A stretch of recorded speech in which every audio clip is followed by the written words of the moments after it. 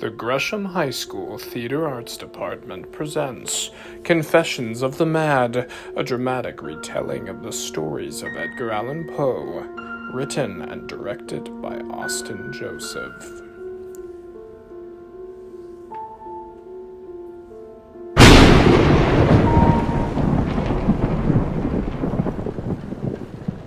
Mr. Poe, welcome back to Ravenswood Lunatic Asylum. Please, call me Edgar.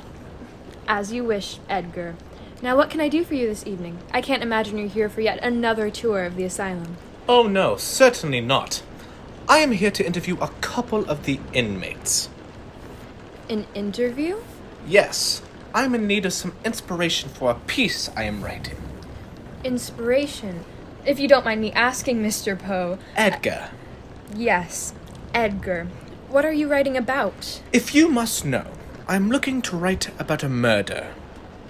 A murder?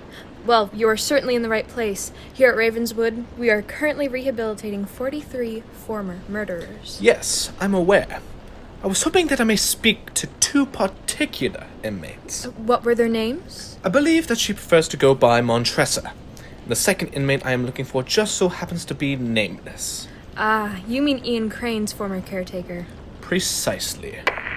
Officer Ramirez, will you please come to the front desk to escort Mr. Poe, Edgar, to the East Wing? He will be conducting interviews with two of our inmates. Why do I need to be escorted by an officer? We would hate to have to find you hanging around the asylum.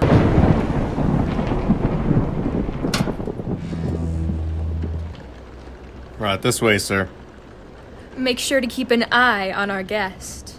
I always do, Miss Young.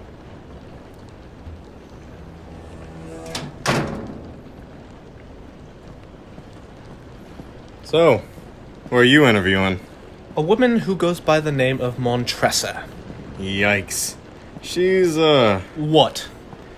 she's just not too kind, that's all. She thinks she doesn't belong here. And what do you think?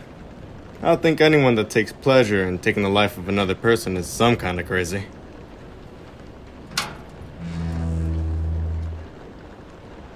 She's in there. I'll be outside if you need me. Thank you. Good evening. What do you want? My name is Edgar. I am a writer and... Anything good? Excuse me? Have you written anything good? I would like to think so, yes. Well, come on. I haven't been able to hear or read a great piece of writing in what feels like an eternity. So let's hear it. All right. I'll read you a line I wrote earlier today that I hope to use. Here it goes. I was never really insane, except upon occasions when my heart was touched. That's a little on the nose, don't you think? What do you mean? Discussing insanity inside an asylum? I would much rather listen to works about wine and long-lost fantasies than works discussing sanity. Because you believe that you don't belong here. I am an intellectual, Mr. Poe, not a madwoman. Then why are you here? You should be asking yourself that same question. Well, I'm here because I want to help you. Help me? How? I can tell people the truth. The truth about what happened that night at Carnival. The truth? I do not think you are capable of comprehending the truth. Then enlighten me. What happened that night between you and Fortunato? Fortunato. That name still leaves the taste of Amontillado on my tongue. In order for you to understand what happened that night, you must be made aware that I had borne thousands of injuries from Fortunato. Never had anyone understood my soul such as her. Every day, for 3 years, she sucked the life out of me, killing me. I could not allow the consequences of her cruelty to linger any longer. That night at Carnival, I vowed to take my revenge.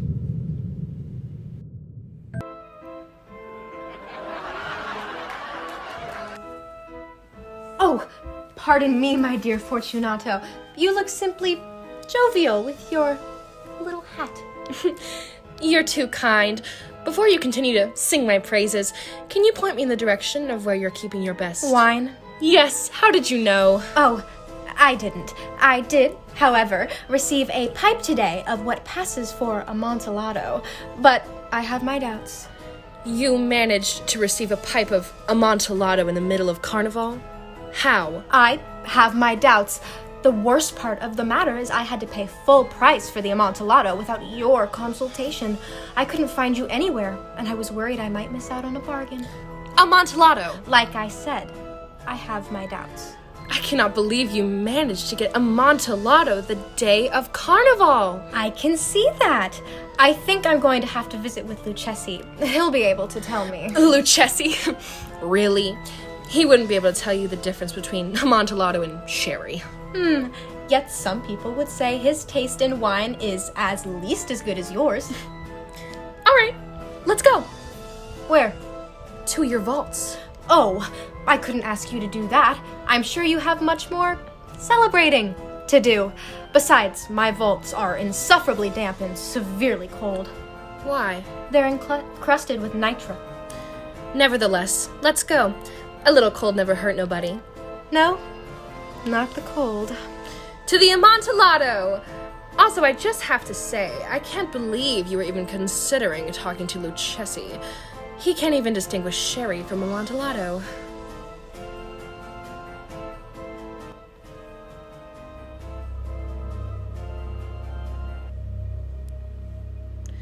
We've been walking for over an hour. Where's the pipe? It's a little further on. In the meantime, you can always admire the white webwork that gleams from the cavern walls. Are you okay? Is it the nitra? How long have you had that cough? It's nothing. See? I'm fine. Come on, let's go back. Your health is precious. I'm not leaving. Well, Fortunato, you are rich, respected, admired, beloved. You are happy as I once was. You are a woman who would be missed. Me, on the other hand, come, let's get you back. You could become ill, and I will not be held responsible. Besides, I could always bring Wutzke-See down. Enough! My cough is a mere nothing. It will not kill me. I'm not going to die of a cough. True. I do apologize if I've upset you. I just wanted to make sure that you were utilizing proper caution. You know what would help us get through this cold? What? A draught of this medic. Here, drink.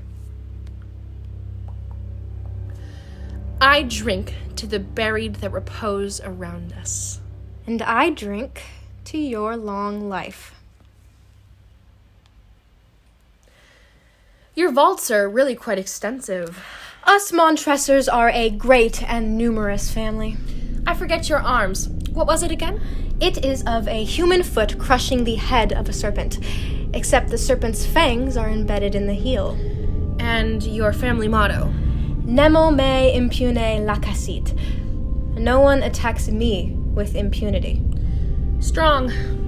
Yes. Is this it? Just beyond this wall. Help me move the stone. It's far too difficult for me to have to roll it away all by myself.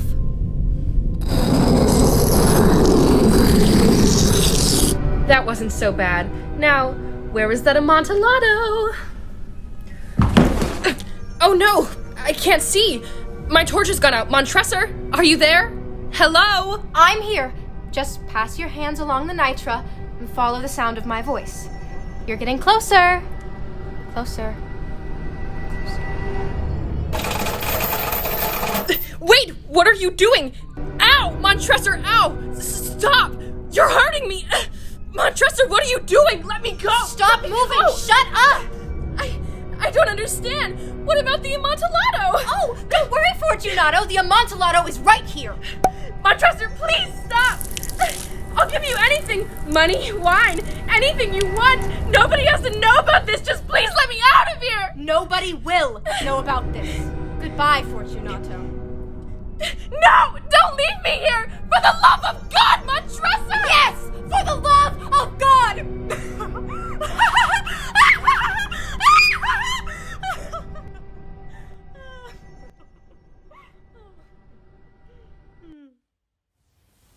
Did no one find Fortunato?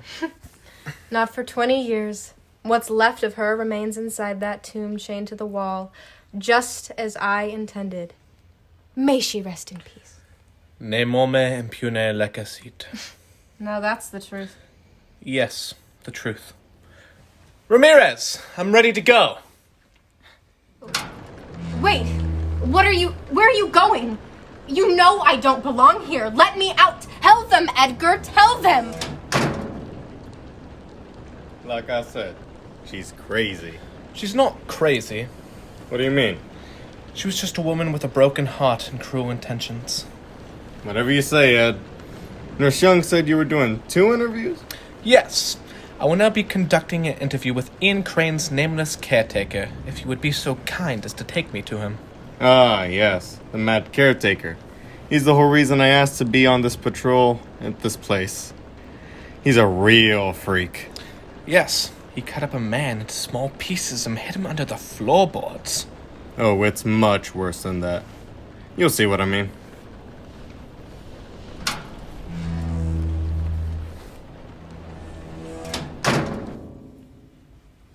Do you hear that? No, sir, I do not. Funny. The last guy said he heard him. Heard who? The old man. Do you mean Ian Crane? So you do hear him? No, sir, I don't. Did he tell you to say that? No! The officer outside told me that you went mad and... I am not mad! I mean, I'm very calm, sir. How can a calm person such as me be mad? You seem a little nervous. Do you want me to come back another time? No. Stay. Although, it is true. I am nervous. Very, very dreadfully nervous. But why do you say that I am mad? You are an inmate inside of Ravenswood Lunatic Asylum. Perhaps you are ill and do not even know it. I am ill, but the disease that has taken hold of me does more good than harm. You see, the disease has sharpened my senses, not destroyed, not dulled them. The disease has mostly affected my sense of hearing acute. I can hear all things in heaven and in earth. I've heard many things in hell. Go on, ask me something I wouldn't know. I promise you I've heard it all. Since I haven't had the opportunity to introduce myself, what is my name? Mr. Poe, I mean, Edgar. How did you... If I'm correct, Edgar, how then am I mad? I don't know how. Why did you kill Ian Crane? I will tell you, but I want you to observe how healthily and how calmly I can tell you the whole story. It is impossible to say how first the idea entered my brain, but once conceived, it haunted me day and night. Object, there was none. Passion, there was none. I loved the old man. He had never wronged me. He had never given me insult. For his gold, I had no desire. I think it was his eye. Yes, it was this. He had the eye of a vulture, a pale blue eye with a film over it. Whenever it fell upon me, oh, my blood ran cold. And so by degrees, very gradually, I made up my mind to take the life of the old man, and thus rid myself of the eye forever.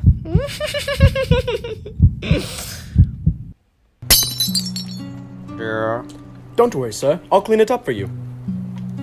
Oh, you don't have to do that. It is all right, sir. I want to do it. You've been working exceptionally hard this week. Nonsense.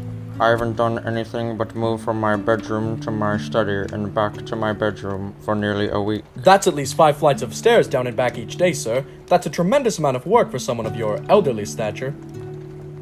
I suppose it's true that I'm not as young as I used to be, but I am fully capable of picking up my own broken teacup. Without a doubt, sir. I'm just trying to lighten your load. Yes, of course. I know you're busy cleaning up your teacup, but when you have a moment, can you come take a look at my eye? Your eye? Uh-huh, I think I've got an eyelash or something in it. Your eye? Yes. I can't, sir. I have to prepare your chamber in order for you to retire this evening. Oh, no matter. I got it. Excellent, sir.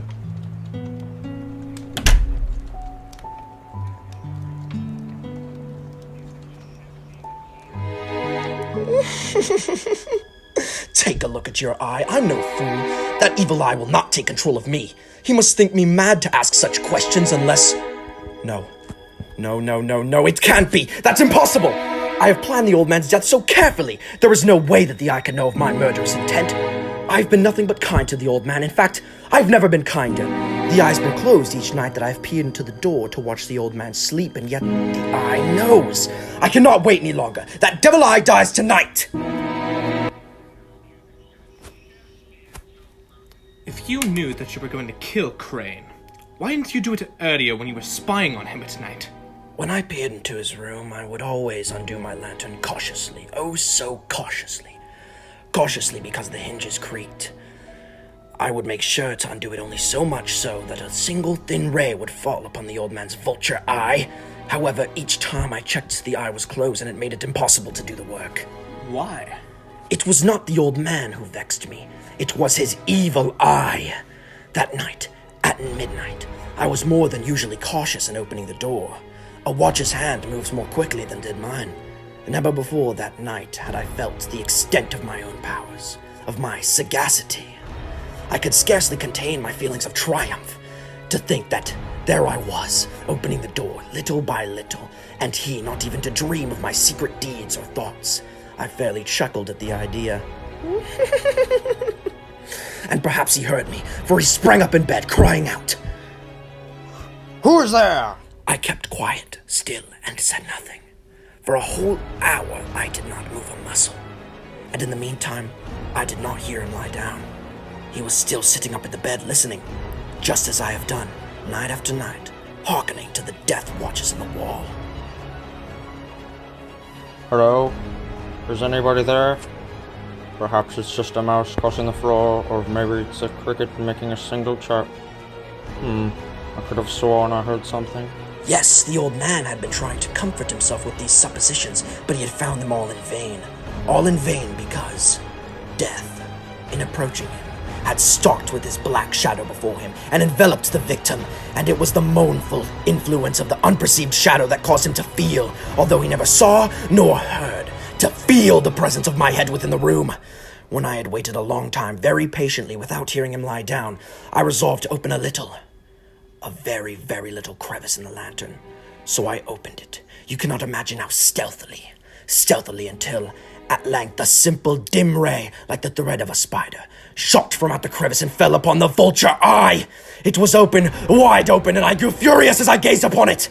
I saw it with perfect distinctness, all a dull blue, with a hideous veil over it that chilled the very marrow in my bones.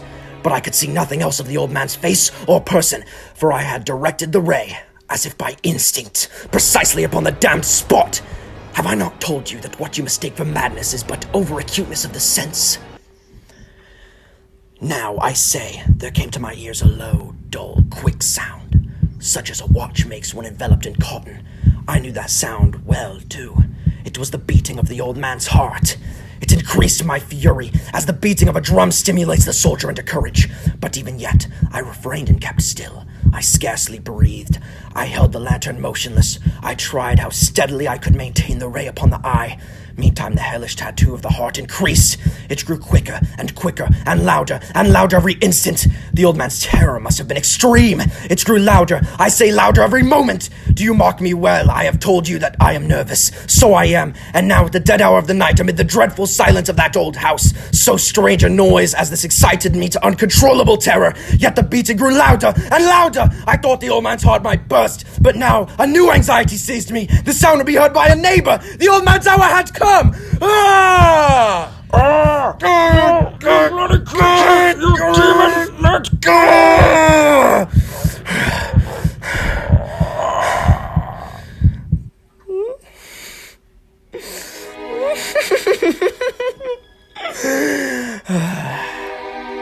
How is what you just told me supposed to convince me that you are not mad?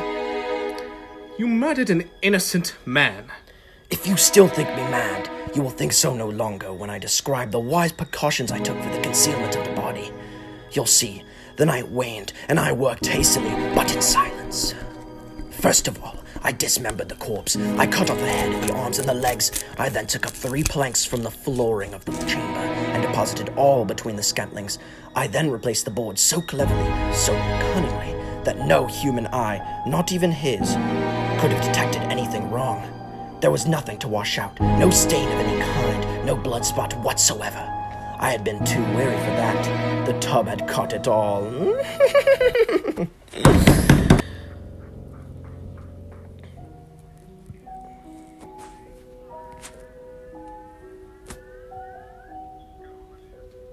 Good morning, sir. My name is Officer Crowe, and this here is Officer Ramirez. Hello. We're here because we received a call from one of your neighbors about shrieks that were happening in the middle of the night. Do you mind if we invite ourselves in and ask you a few questions? Certainly. Come right on in. Can I get you anything? A tea or coffee, perhaps? Tea for me. And for you, ma'am? I'm fine, thank you.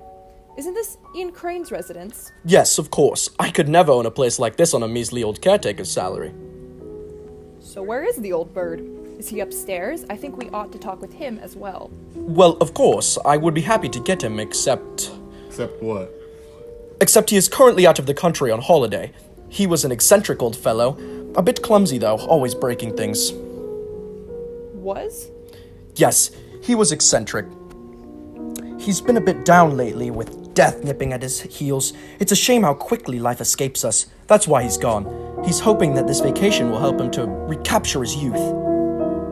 So it's just you, all by your lonesome inside this mansion, then? Just me and my thoughts. Then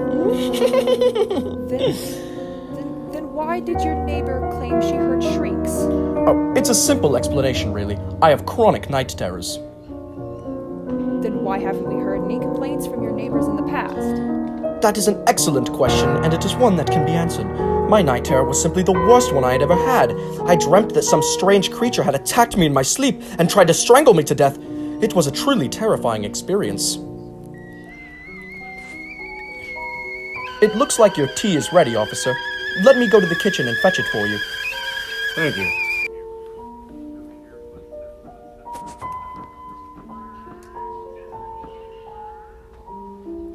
I don't like this guy. Something's up. We need to stall and see if we can get any more information out of him. That's what you think. I'm in. I'm also perfectly content with just sitting in this chair and enjoying this tea whenever it gets here. Just keep your eye on him. Something isn't right, and I'm going to find out what.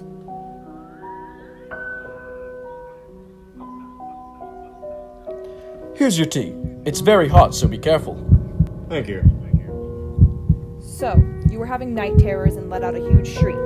Precisely. Also, don't forget that Mr. Crane isn't here because he's on holiday. And where did you say he was staying? Out of the country. You did say that. Did he tell you where he was staying out of the country? Oh no, the old man prefers to travel off the grid and not be in the public eye. He doesn't speak to me much these days. Right, so you don't know where Mr. Crane is. I mean, sure, I know where he is. He's out of the country. Do you hear that, or is it just me? Hear what? The beating noise. No, I don't hear anything. What about you, Crowe? Not a thing. Just the 3 of us sitting down and having a conversation about a noise complaint. I must be hearing things. That happens when people are up for this long. Or this early, you mean? You just recently woke up due to a night terror? Yes, of course. This tea is really good. I'm sure it is. I just wish we were able to share it with Ian as well. He always seemed like such a good man. Oh man, is everything alright? Talk to us. What's going on? I did it, okay? I admit it. You admit to what? Just tap the floorboards here. Here screams the beating of his hideous heart. Oh my god. Sir, you are under arrest for the murder of Ian Crane. Arrest me! Kill me! I don't care! Just make it stop! Make it stop! Make it stop!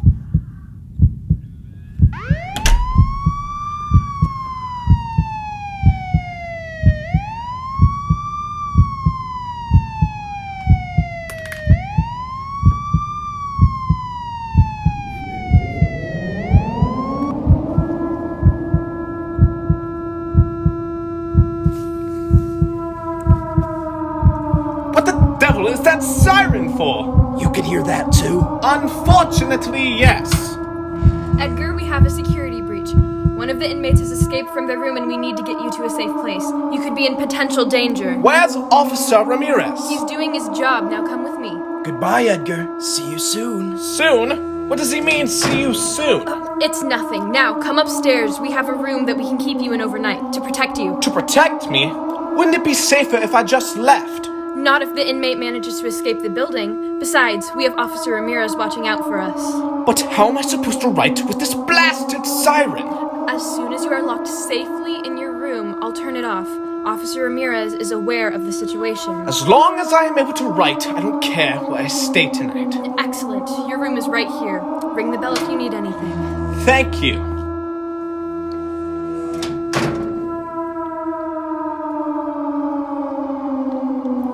Trapped inside Ravenswood with the madman on the loose. Not exactly how I pictured my night going, but I will take it. What is the time? Oh, heavens! Is it midnight already? I better get started then. Once upon a midnight dreary, while I pondered weak and weary over many a quaint and curious volume of forgotten lore, while I nodded, nearly napping, suddenly there came a tapping. Hello? Is someone there? Nurse Young! It's probably just some visitor tapping at my chamber door. Yes, only this and nothing more. No one? Strange. Very strange. Yet the knocking continues. Where is it coming from? Is something at my window? Let me see then. What thereat is in this mystery explore. Let my heart be still a moment in this mystery explore. Oh, wonderful! 'Tis only the wind and nothing more. It appears I have discovered the source of the knocking. Though thy crest be shorn and shaven, thou art sure no craven. Ghastly, grim, and ancient raven, wandering from the nightly shore. Tell me, what thy lordly name is on the night's Plutonian shore? Nevermore. Nevermore. I don't believe I've had the pleasure of meeting a creature with such an unusual name. Are you here to visit, or are you only looking to get out of the rain? I've had many a friend who have flown before. On the morrow, you will surely leave me as my hopes have flown before. Nevermore. Is that the only phrase you know how to speak? Is nevermore the only words you know? Why are you staring at me like that? I don't think I've had someone look at me so angrily since Lenore. She was always frustrated with me in my writing. But I wouldn't give for the chance to have that woman stare into my soul again. You are a wretch for coming here, bird. Thy God has lent thee by these angels, he has sent thee respite and empathy from thy memories of Lenore. Quaff, oh quaff this kind empathy, and forget this lost Lenore. Nevermore. Prophet, thing of evil, prophet still, if bird or devil, whether tempter sent or whether tempest tossed thee here ashore, desolate, yet all undaunted, on this desert land enchanted, on this home by horror haunted. Tell me truly, I implore, is there balm in Gideon? Tell me, I implore. Nevermore. Be that word a sign of parting, bird or fiend. Get thee back into the tempest of the night's Plutonian shore. Leave no black plume as the token of that lie they saw has spoken. Leave my loneliness unbroken. Quit the bust above my door. Take thy beak from out my heart, and take thy form from off my door. Nevermore. Edgar, are you alright? I could hear you yelling from all the way across the hall. It's just this blasted raven. He sits upon my busted palace and refuses to leave. He torments me with his nevermore. It's all the creature appears to be able to speak. Edgar, there is no talking raven. Of course there is. He's right there. Edgar, there is no raven at all. But he was just here a moment ago. I swear. Maybe he flew out the window when you weren't looking. It's okay, Edgar. You don't have to try to explain it. Of course I do! 1 minute the Raven was sitting right here speaking to me and telling me nevermore. Over and over again. Then without a trace, he was gone. That's because the Raven was never here, Edgar. How could you possibly know that? I was the only one in here. But you are not the only one who was able to see what's going on in this room. Officer Ramirez and I have been watching you, Edgar. Through the wall. You were spying on me! It's our job to watch over all of our patients. Wait. What are you saying? You know exactly what I'm saying, Mr. Poe. My name is Edgar. Yes, Edgar. Now, please, go back to your desk and write. You are making excellent progress. Yes.